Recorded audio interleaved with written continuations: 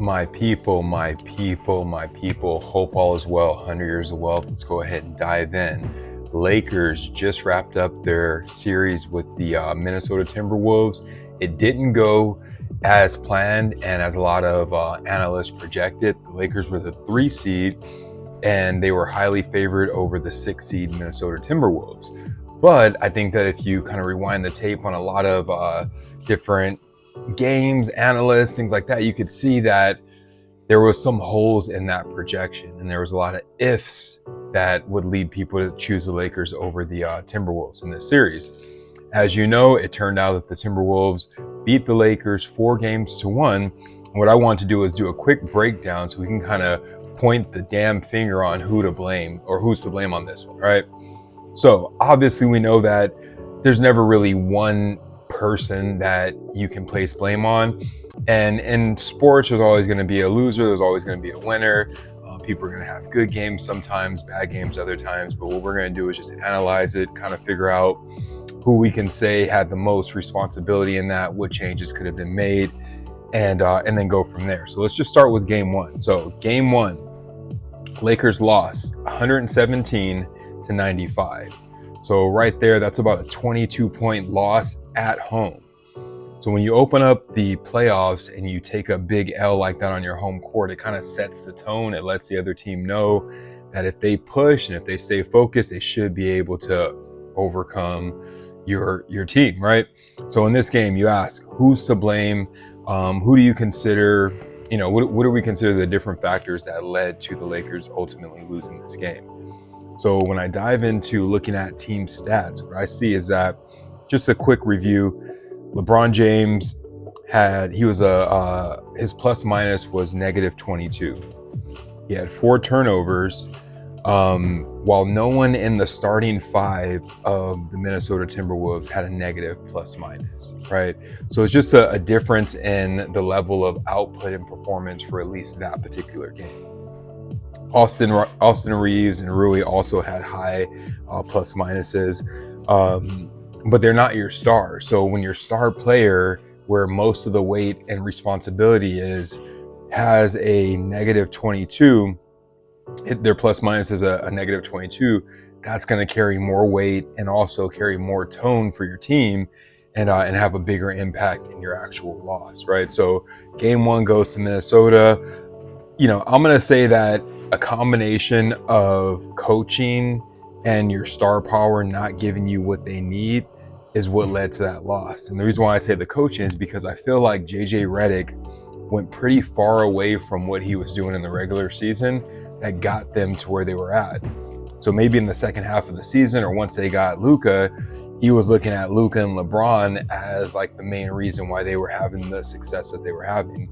When back then, I noticed that when they had Dalton Connecton, Austin Reeves, Gabe Vincent, you spread the floor more, right? You had shooters all over. It was easier for Austin Reeves to get into the lane where he can be more effective. Once you remove those guys out, you see Austin Reeves struggle throughout the playoffs, right? So game one, I think that you got to think of coaching. You also need more from LeBron as your main star, right? Of course, this is a team sport, but when we're talking about the specifics, we're talking about the playoffs, you need everyone to step up, but you need your stars to do what they are supposed to do. Let's go on to game two, guys. So game two, Lakers do pull off this victory, 85-94 or 94-85 Lakers. And what I noticed was that, and let me rewind really quickly, on game one, Jaden McDaniels for Minnesota, he had, I think it was 25 points in 27 minutes, right? So he was balling out. They did not do a good job of containing him. Game two, you fast forward, Jaden McDaniels was held to 8 points in the span of 38 minutes compared to the previous game where he had 25 points. So that was a massive difference in just direct points to the scoreboard, which, and what you also see in that game is that the lower the score was, the better the chance the Lakers had. So by containing the Minnesota Timberwolves, keeping the score low, probably containing their running and fast breaks, the Lakers were able to pull that off, right? So what you normally have in a playoff is that the concept is that the home team usually holds serve, is what they call it, where it's likely or it's expected for the home team to have the advantage on their home court and potentially win the game. Now, when you steal a playoff game like game 1, Minnesota stole in Los Angeles, you're not always as expected to come out and dominate or perform at a high level in game 2, because you kind of threw your load, for lack of better words, in game 1, right? So for them to lose in game 2 and for it to not be a full blowout by the Lakers, it didn't tell me much about what was going to happen in the future. It kind of told me, okay, the expectation is that the Lakers could have and should have won both games at home. Minnesota stomped them in game 1, and then game 2 was a lot closer than it should have been if the Lakers were trying to prove a point, right?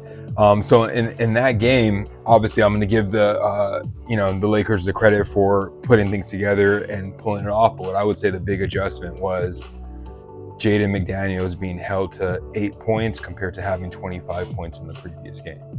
So if you think about that, in this game, he played 38 minutes and had 8 points, and in the previous game, he had 25 points in 27 minutes. His effectiveness was just out of the park on game 1 compared to game 2. So whatever adjustments they made to locking him down, maybe it was a poor shooting night for him, but whatever defensive adjustments they made, that worked for that game, right?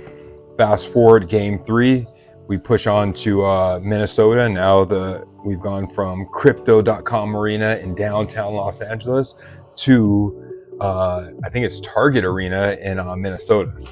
So Minnesota ends up winning that game 104-116. LeBron goes off for 38 points. 11 of those points are in the fourth quarter, which is a great game for him. And I was looking at the other stats. I think he had close to a triple-double. So he was balling out. So I'm looking at the game and I'm trying to figure out, okay, LeBron did what he was supposed to do and then some. I think Luka did decent too. Why weren't they able to contain Minnesota, right? So I looked over to the center position, and this is where I think it comes back to coaching, because throughout the year, who did we see having great games, balling out, looking like a highlight reel consistently, flying through, blocking shots? We seen Jackson Hayes. He was balling out. His role was diminished massively in these playoffs, to where in this game 3, where you need him because you have Rudy Gobert, who's a force down there, and you either need someone to be banging around with him or to be pulling him out. Jackson Hayes played 8 minutes and scored 2 points. I don't think that's on him as much as it's on the coach to run plays and to set up movements and action and offenses to put him in a better position to do what they were doing throughout the year, right? So the center position is where I really felt the Lakers fell off and didn't have enough to compete in this series. So back to that, Vanderbilt, right? He kind of plays center position sometimes down there, even though he's like a forward. He scored 3 points in 12 minutes. Jackson Hayes had 2 points in 8 minutes, and then Dorian Finney-Smith had 8 points in 28 minutes. So when you combine that, 50 minutes played between those 3 players for a total of 13 points. You cannot get that out of 3 players with that length of time and expect to win. Especially when on the other end, they have a center that is strong on the defense and putting up numbers on offense. So on this one, there's no way you can look at LeBron and say he didn't come through. I know sometimes even if he has a higher point total, maybe in the fourth quarter he didn't, show up as much, or maybe you could say on defense or certain lacks on defense. Barring looking further into defense, just looking at these numbers, he held it down.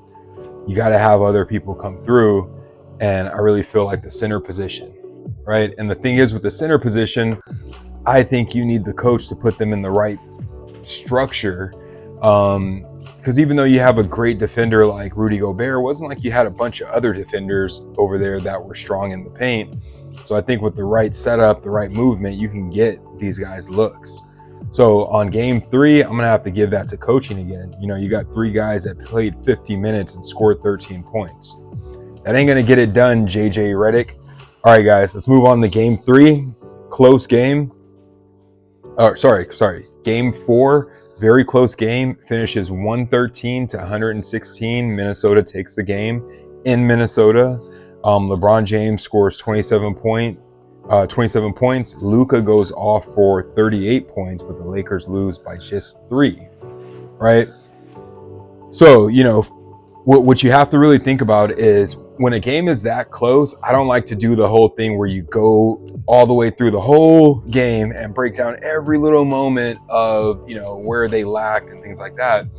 And the reason is because I'm like, if the game came down to 3 points, you guys are right there. Both teams probably did just as much shitty shit as the other team, but it all came down to being right about right there. So it's going to come down to who performed in the closing minutes, who performed in the fourth quarter, what were you doing in those closing minutes to affect the outcome of the game.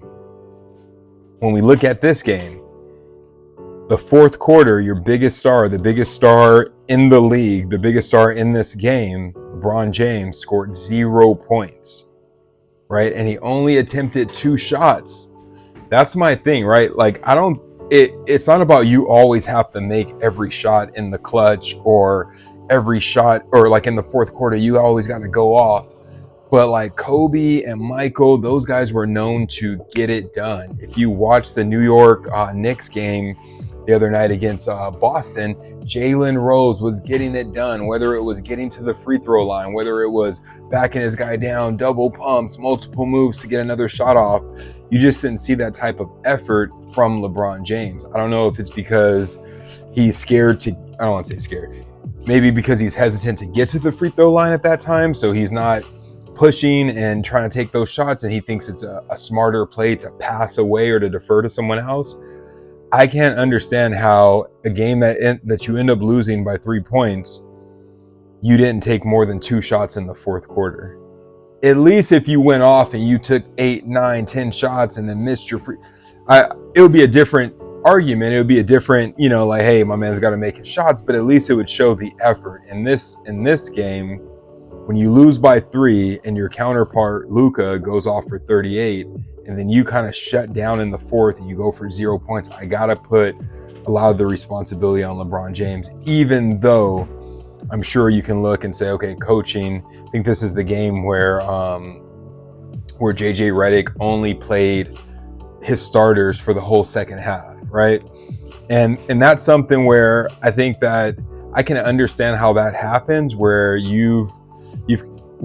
I can understand it, but I don't condone it, right? Because I think that's an example of you not only losing faith in your other players, you lost faith in yourself. You lost faith in the game plan that you operated with the entire season. There was never a point in the season where you only played 5 players for a half, right? And to think that further in the season, you're going to play an older player like LeBron James for the entire second half and not give him strategic breaks so that he can try to finish off strong, that's a bad call on your end. And I think it's just like a desperation move. It was a show of desperation where you're just like, I hope, as opposed to, okay, let's do the strategic thing. Let's run a play. Let's run a couple of specific plays. Let's bring somebody in. Let's bring a diversion in, right? But no, you stayed with the same 5 guys and just kept trying to force the same thing because you didn't have faith in anyone else and your ability to get points without those guys. And it burnt you in the end because LeBron James scored 0 points. So I would say game 4, you got to take, you know, LeBron James is going to be the one that has to take credit for that, along with JJ Redick. Because when you ask him the question of like, would you, I don't know if it was specifically, would you make a different choice, or, you know, why'd you make the choice to play all 5 players? He didn't give a response that seemed accountable. It was more so deflective and just seemed to kind of be like defensive